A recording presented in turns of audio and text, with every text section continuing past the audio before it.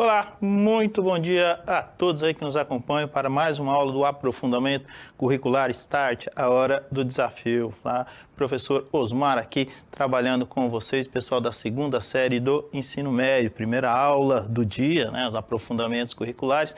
Sejam todos bem-vindos, vamos aproveitar a aula, né, aproveitar esse momento aí de troca de ideia, de conversa, vamos dizer assim mesmo, né, aproveitar que está tudo ao vivo aí e trocar aquela ideia, conversar com vocês, sempre lembrando que lá no final da aula é aberto aquele momento para participação e interação de todos vocês. Uma oportunidade legal aí para a gente trocar ideia, para a gente conversar e é sempre muito importante. Estar ciente aí de todas as questões aí que envolvem os horários dentro da própria escola, mas à medida que for passando, né, a gente vai se ajustando e vai se encontrando aí nesse processo todo. Então, sejam muito bem-vindos, né? Vamos trabalhar hoje a ideia da resolução de situações, problemas, né? Eu ando produzindo essas aulas aí pensando nos desafios, né? Porque o componente curricular aí, no caso, pensamento e resolução de situações, problemas, o aprofundamento curricular, start, a hora do desafio, e é um desafio para a gente aqui também buscar situações, problemas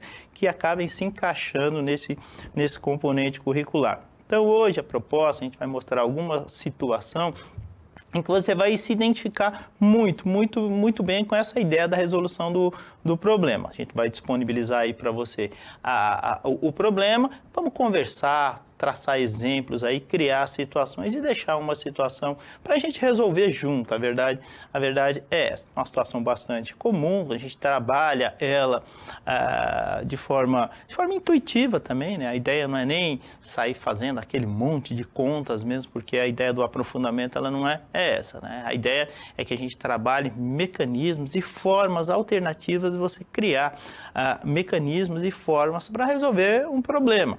Seja ele qual for. Especificamente de matemática, a gente sabe que tem alguns caminhos aí, e no decorrer desse processo todo, a gente faz as escolhas para essa resolução. Essa escolha pode ser intuitiva, pode ser por lógica, pode ser por um processo mecânico mesmo, ou por algoritmos, enfim. Né? Existem algumas situações, ou muitas situações, que nos levam a resolver o problema.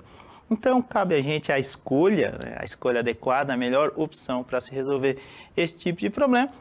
E lembrando que cada problema é uma situação. A gente vai ter possibilidade de resolução de um tipo de problema, de repente aparece outro lá, você tem outro caminho, você tem outra opção. Mas no final das contas, matemática é isso. Matemática é fazer escolhas adequadas, e a escolha que você faz, ela sempre, infelizmente, né, infelizmente mesmo, só tem uma resposta.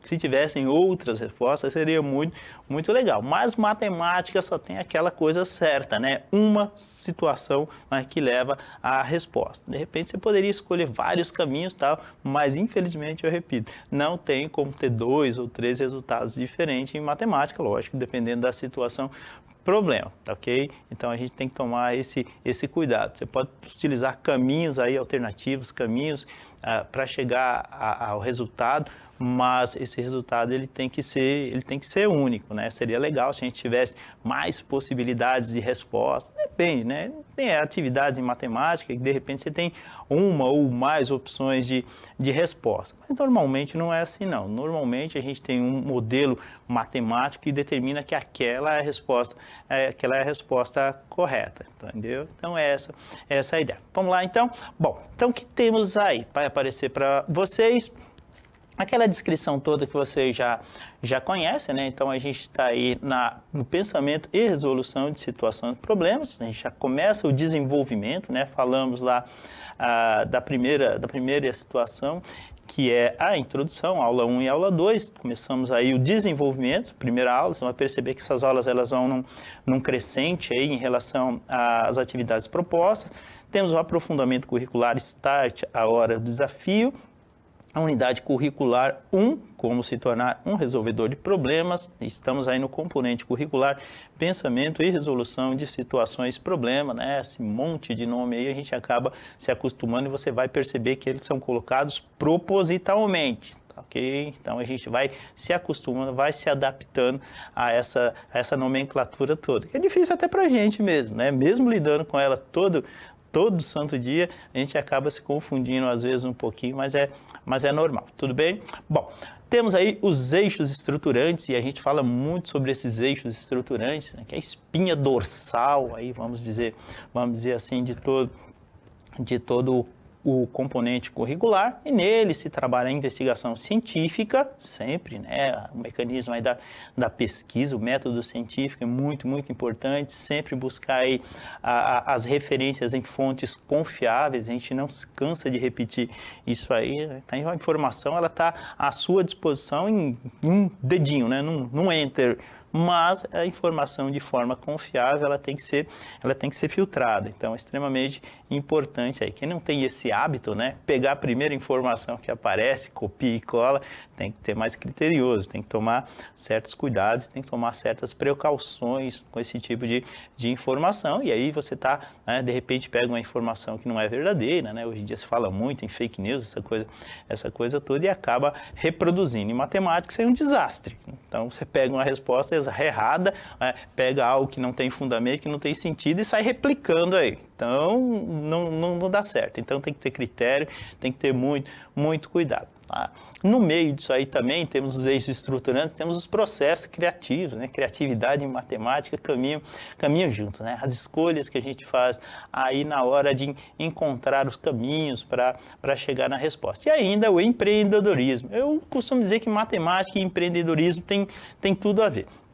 Não é só porque o empreendedor ele tem que dominar, ele tem que entender de matemática. Não é essa a questão. E matemática vai muito, muito além disso, né? A gente sempre falava que matemática não é essa questão de você simplesmente sair fazendo contas e mais contas, como o pessoal gosta de comentar, gosta de falar. Matemática é uma ciência complexa, é uma ciência delicada e é uma ciência que exige de você muito, muito, né? Raciocínio, compreensão, leitura, interpretação. Aqui só citando algumas situações que envolvem toda essa compreensão matemática, caminhos, né, que a matemática tem e que desenvolve a capacidade do ser humano para, no final das contas, chegar lá no resultado. Matemática não é só cálculo, matemática não é só resultado, muito, muito pelo contrário. A professora Roberta, no aprofundamento dela, está trabalhando anteriormente, aí a gente faz até a moderação dessas aulas, trabalhando muito a questão de lógica, né?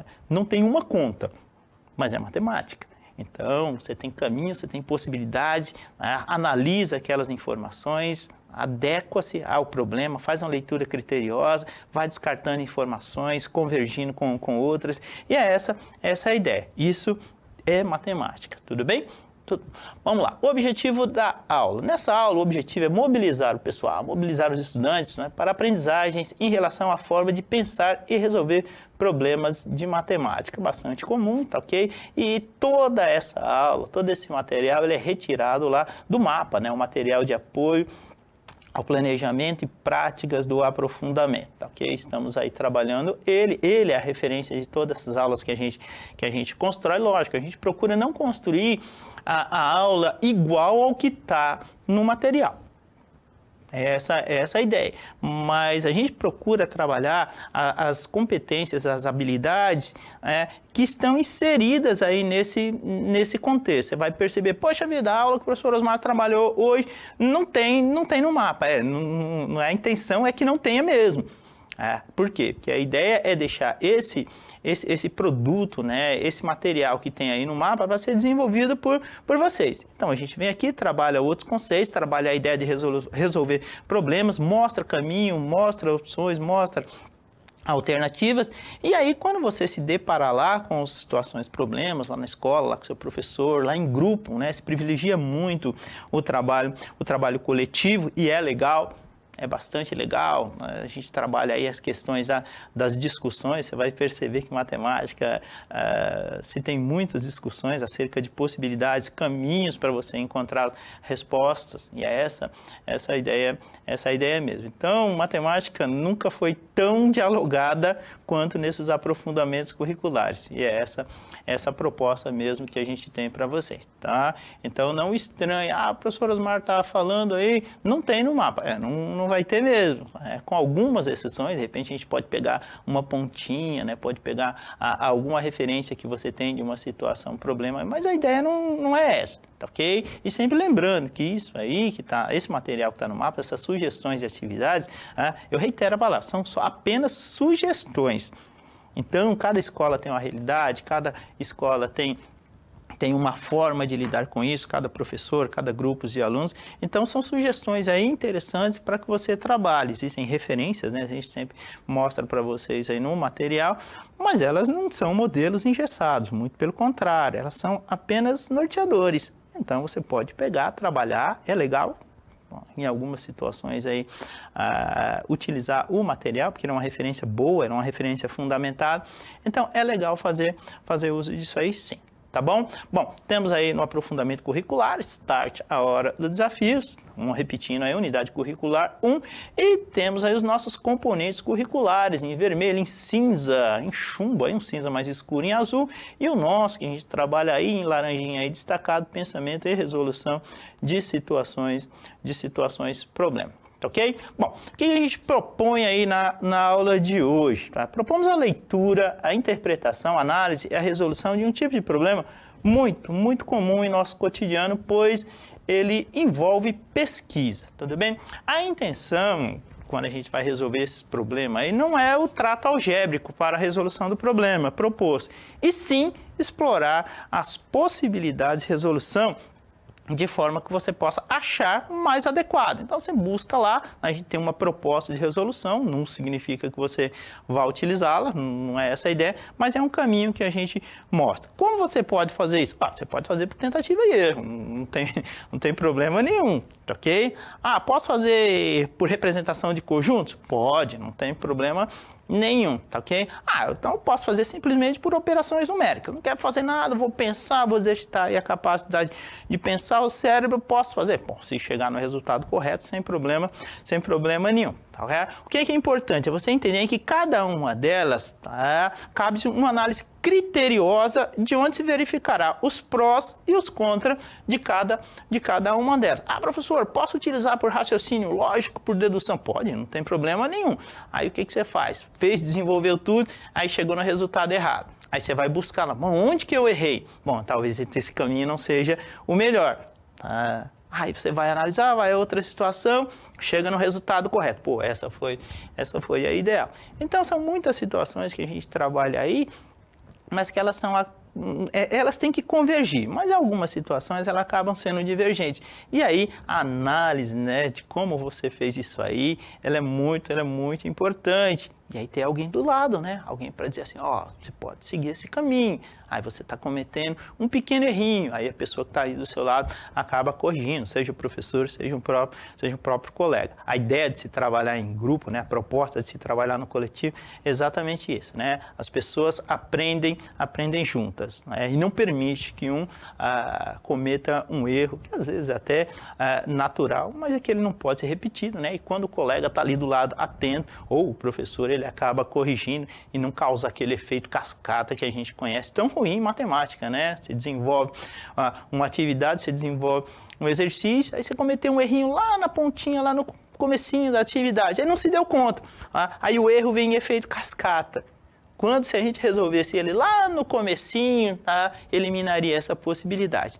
Então, é essa a proposta aí. Troca ideia, conversa, é muito legal, matemática é bacana por conta disso. Lembrando aí que a gente está na área de matemática e suas tecnologias e linguagens também. Então é muito importante a leitura e a interpretação.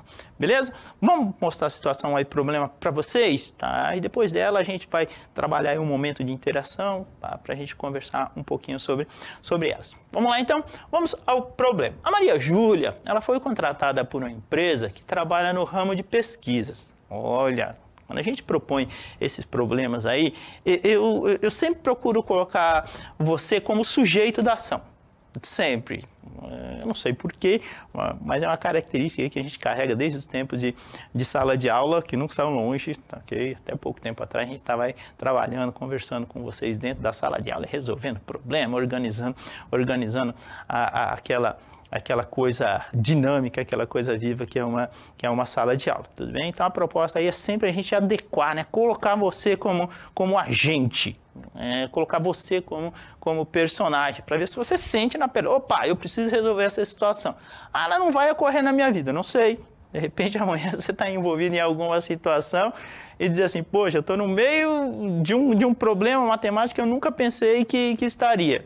Mas está. Então a gente tem que ter uma visão, tem que ter um projeto aí de nunca descartar nada, tudo bem? Bom, então a Maria Júlia foi contratada por uma empresa que trabalha no ramo de pesquisas, ok? O seu trabalho consiste em coletar em campo dados sobre a preferência dos consumidores em relação a determinados produtos que estão no mercado.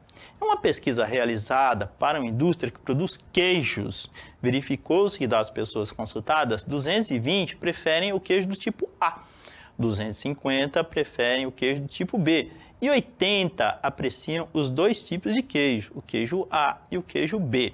A pergunta aí é quantas pessoas foram consultadas pela Maria Júlia, que foi contratada para a empresa para fazer esse trabalho. Bom, eu vou abrir uma telinha em branco aqui, ó, só para a gente ter uma ideia. Então, a gente não vai resolver esse aqui, tá? A gente vai criar uma situação análoga e semelhante a ela.